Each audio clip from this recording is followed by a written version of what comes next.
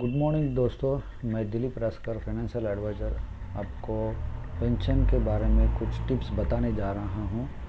India का life expectancy के बारे में आज बोला जाए तो average age of Indian people is 72। 20 साल के पहले पब्लिक का एवरेज एज 55 था। अगले 20 साल के बाद एवरेज 85 रहेगा। हर इंडियन मिनिमम 85 साल तक जिएगा। इसके 4 रीज़न हैं: advance medicine, better medical treatment, self awareness और मेडिकल पॉलिसी। एडवांस मेडिसिन यानी अच्छी तरह से लोगों को वैक्सीनेशन मिल रहा है, मेडिकल सुविधा मिल रही है। बेटर मेडिकल ट्रीटमेंट मीन्स सही तरीके डायग्नोसिस हो रहा है। सेल्फ अवेयरनेस यानी कि लोग मॉर्निंग वॉक करते हैं, ग्रीन टी पीते हैं, एक्सरसाइज करते हैं, योगा करते हैं। पब्लिक को मालूम हो गया कि हेल्थ अच्छी होनी चाहिए।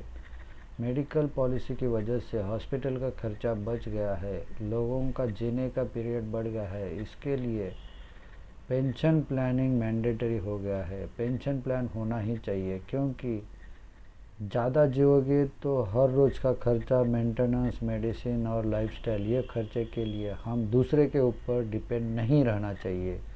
हर देश में 3 टाइप के पेंशन होते हैं। एक है गवर्नमेंट पेंशन, दूसरा है ऑक्यूपेशनल पेंशन और तीसरा है इंडिविजुअल पेंशन।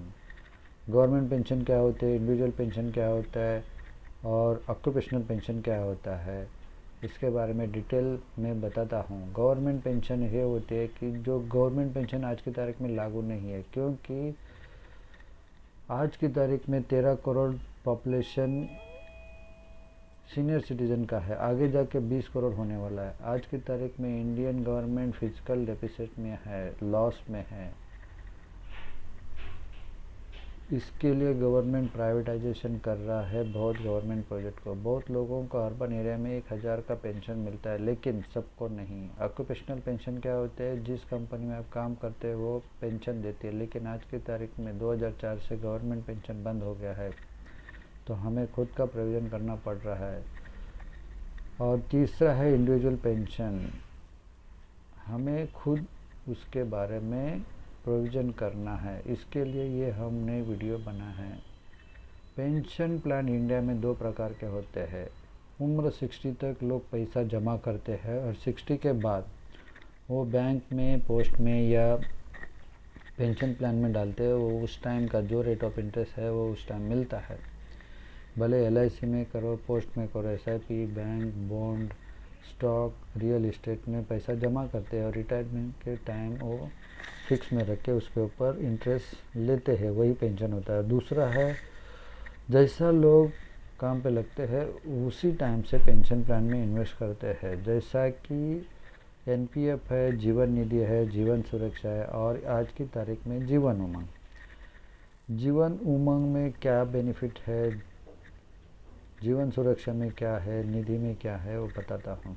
आज की तारीख में पेंशन प्लान चॉइस करते समय 4 चीज़ों का ख्याल रखना चाहिए। क्या हमें मिलने वाला पैसा टैक्सेबल है, टैक्स फ्री है? क्या ज़िंदगी भर मुझे फिक्स रेट ऑफ रिटर्न से मिलेगा? पेंशन मिलने रहने के बाद मेरा कॉर्पस फिक्स रहेगा या बढ़ते रहेगा? मेरी ढलती उम्र में मेरा रिस्क और बढ़ेगा? गवर्नमेंट गारंटी मेरे पैसे को मिलेगी क्या? ये 4 चीज़ें बहुत इम्पोर्टेंट हैं, इसके बारे में सोचना चाहिए। क्योंकि जैसे कि BMC bank, Maratha bank, CKP bank में बहुत लोगों का पूरा ज़िंदगी का हार्ड अर्न मनी अटका है। पूरी ज़िंदगी कमाया, लेकिन वो ज़िंदगी की कमाई उसमें अटक गई है। ऐसा नहीं होना चाहिए। इसके लिए गवर्नमेंट सिक्योरिटी होना ज़रूरी है। दूसरी बात, NPS में पेंशन टैक्सेबल है। भले आज की तारीख में वो टैक्स बचता है, मगर पेंशन मिलते समय वो टैक्स लगने वाला है। जैसा कि पोस्ट में फिक्स डिपॉजिट के ऊपर पहले टैक्स नहीं था, आज लग रहा है। आज की तारीख में बैंक में FD पे करते समय पहले टैक्स नहीं था, आज लगने लगा है।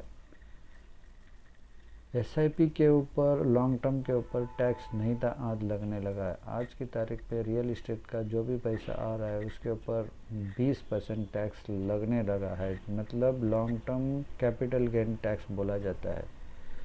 रेंटल इनकम भी टैक्सेबल है। इक्विटी डिविडेंड टैक्स टैक्सेबल है, लेकिन बहुत लोग दिखाते नहीं हैं। आज की तारीख में सब ट्रांजैक्शन गवर्नमेंट को दिखता है।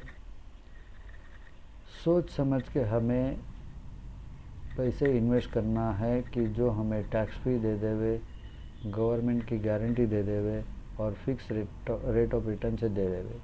25 साल पहले 1995 में रेट ऑफ इंटरेस्ट 14% था। आज की तारीख में 21 में वो 4 से 5% है।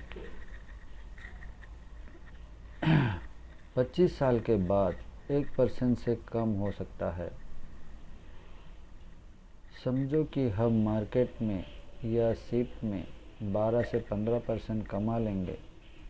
आगे जाके 25 साल के बाद वो 1% में रख के उसके ऊपर पेंशन लेना पड़ेगा। Income tax day by day increases all over world में। जो देश डेवलप हुआ है उसका रेट ऑफ इंटरेस्ट 1% से कम है, और जो डेवलप होने जा रहा है उनका 4 to 7% है। तो इंडिया में डेवलप होगा। 25 साल के बाद आपका रिटायरमेंट एंड आएगा और बच्चों का रिटायरमेंट चालू होगा। उस टाइम 1% से भी कम रेट ऑफ इंटरेस्ट मिलेगा। 10,000 EMI इन्वेस्ट करने के बाद SIP या इक्विटी आपको वह 1 करोड़ 1% से 1 लाख पेंशन मिलेगा। अगर वही पैसा हम उमंग में रखते हैं तो 3 लाख की गारंटी है और हमारा कॉर्पस बढ़ते रहेगा। इसके ऊपर गौर कर लीजिए।